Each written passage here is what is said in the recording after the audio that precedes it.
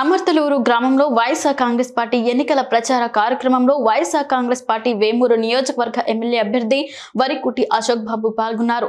ఆ గ్రామంలో వీధులన్నీ తిరుగుతూ ప్రజలతో మాట్లాడారు. ఇక్కడికి దగ్గరకు రాకపోయినా దూరంగా ఉండి వింటున్నటువంటి వ్యాపార వర్గాల వారికి, చుట్టుపక్కల గ్రామాల నుంచి ఇక్కడికి విచ్చేసినటువంటి ప్రజలకు అందరికీ పేరు పేరున హృదయపూర్వక నమస్కారాలు తెలియజేస్తూ ఉన్నాను. ఈరోజు రేపు మే 13న జరగబోయేటువంటి ఎన్నికల్లో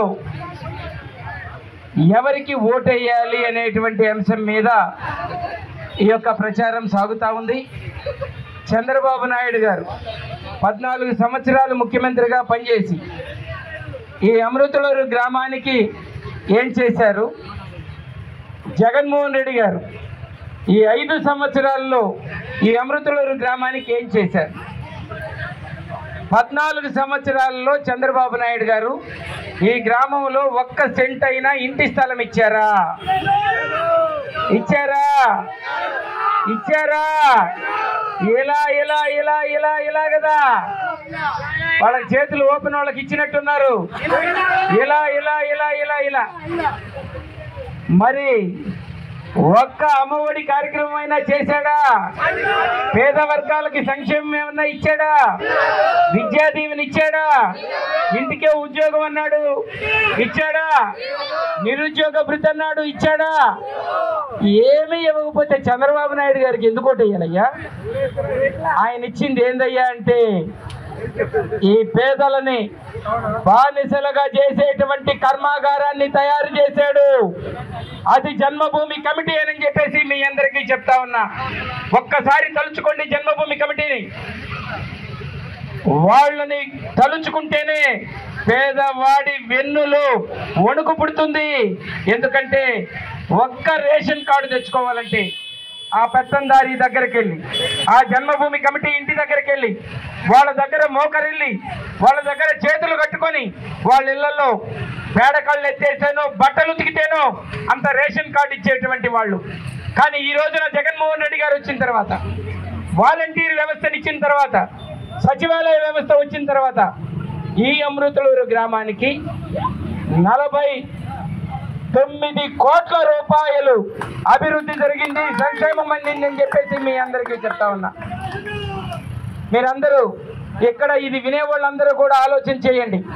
గత 14 సంవత్సరాలలో ఏ కుటుంబానికైనా చంద్రబాబు నాయుడు గారు ఒక్క రూపాయి ఇచ్చారా? ఈరోజు 2 లక్షలు, 3 లక్షలు, 4 లక్షలు ఇంటి స్థలంతో పోల్చుకుంటే 5 లక్షలు వచ్చినటువంటి కుటుంబాలు కూడా ఉన్నాయి. అయితే తెలుగుదేశం వాళ్ళు, జగన్మోహన్ రెడ్డి గారిని ఓడించాలనుకుంటున్నటువంటి వాళ్ళు, ఓడించాలని ఓటేసినటువంటి వాళ్ళకు కూడా జగన్మోహన్ రెడ్డి గారు పథకాలు అందించారు.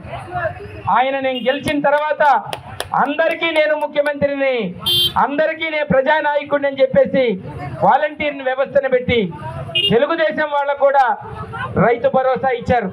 తెలుగుదేశం వాళ్ళకు కూడా ఈబీసీ నేస్తం ఇచ్చారు. తెలుగుదేశం వాళ్ళకు కూడా చేయూత ఇచ్చారు, కాపు నేస్తం ఇచ్చారు. మరి జగన్మోహన్ రెడ్డి గారి పాలన మళ్ళీ కావాలా వద్దా అనేది నిర్ణయించుకోవాల్సింది పేద వర్గాలని చెప్పేసి చెప్తున్నా. చంద్రబాబు నాయుడు గారు వస్తే జన్మభూమి కమిటీలు వస్తాయి. చంద్రబాబు నాయుడు గారు వస్తే ఆ పెత్తందారుల పాలన మొదలవుతుంది. చంద్రబాబు నాయుడు గారు వస్తే ఈ రాష్ట్రం పేదలు ఇంకా పేదరికంలోకి వెళ్తారని చెప్పేసి మీ అందరికీ తెలియజేస్తున్నా. అదే జగన్మోహన్ రెడ్డి గారు కానీ మన రాష్ట్రానికి ముఖ్యమంత్రిగా అయితే పేద వర్గాలంతా ఆర్థికంగా ఎదుగుతారు. పేద వర్గాల పిల్లలు బాగా చదువుకోవడానికి అవకాశం వస్తుంది. పేద వర్గాలు ఒకవేళ కౌలు రైతులుగా కూడా ఉంటే రైతు భరోసా వస్తుంది, ఇన్పుట్ సబ్సిడీ వస్తుంది.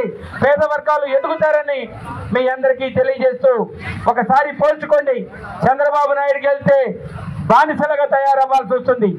జగన్మోహన్ రెడ్డి గారికి కానీ మనం గెలిపించుకుంటే ఖచ్చితంగా స్వేచ్ఛగా బ్రతకొచ్చు అని చెప్పేసి పేద వర్గాలకు అందరికీ తెలియజేస్తూ, పేద వర్గాలంతా ఏకమవుతున్నారు. బీసీలలో మార్పు వచ్చింది, ఎస్సీలలో మార్పు వచ్చింది, ఎస్సీలలో మార్పు వచ్చింది, మైనారిటీలలో పూర్తిగా మార్పు వచ్చింది. నేను చూస్తా ఉన్న ప్రచారంలో అగ్రవర్ణంలో ఉన్నటువంటి పేద వర్గాలందరూ కూడా అయ్యా 14 ఏళ్ళు మేము ఆయన ముఖ్యమంత్రిగా ఉన్నారు, మేము ఎప్పటి నుంచో తెలుగుదేశంలో ఉన్నాం, ఒక్క రూపాయి కూడా మాకు ఇవ్వలేదు, ఆ అబ్బాయికి మేము ఓటేయలేదు, ఆ అబ్బాయిని ఓడించాలనుకున్నాం, మాకు రైతు భరోసా డబ్బులు వచ్చినాయి, మాకు ఇంటి స్థలాలు వచ్చినాయి, మాకు ఈబీసీ నేస్తం వచ్చింది, మా పిల్లలు చదువులు డబ్బులు వచ్చినాయి, అమ్మ ఒడి వచ్చింది, విద్యాదీవెన వచ్చింది, వసతి దీవెన వచ్చింది అని వాళ్ళు చెప్తా ఉంటే ఈసారి మాత్రం పైకి తిరగలేం, కానీ మేము మాత్రం జగన్మోహన్ రెడ్డి గారికి ఇస్తాం, మేము ఓటేస్తామయ్యా, మీరు మాత్రం మమ్మల్ని ఏమనుకోవద్దు, ఆయన మాకు చేశాడు, ఆయన డబ్బులు తిన్నాం, ఆయన డబ్బులు తిని ఓటు ఇంకొకళ్ళకి వేస్తే ఆ దేవుడు మమ్మల్ని క్షమించడయ్యా అని వాళ్ళు చెప్తా ఉంటే జగన్మోహన్ రెడ్డి గారు ఎంత లోతుగా అగ్రవర్ణంలో ఉన్నటువంటి పేద వర్గాల గుండెల్లోకి వెళ్ళాడంటే అది జగన్మోహన్ రెడ్డి గారు అని చెప్పేసి నాకు అనిపించిందని చెప్పేసి మీ అందరికీ తెలియజేస్తుంది. ఒక్కసారి ఆలోచించండి, ఈ రోజున నక్కా ఆనందబాబు గారు 4వ సారి ఇక్కడ పోటీ చేస్తున్నాడు.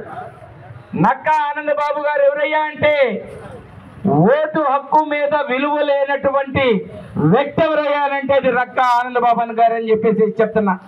ఎందుకంటే ఆయన ఓటు ఎక్కడో గుంటూరులో ఉంటుంది, ఆయన ఆధార్ కార్డు గుంటూరులో ఉంటుంది, ఆయన మాత్రం ఇక్కడ పోటీ చేస్తాడు.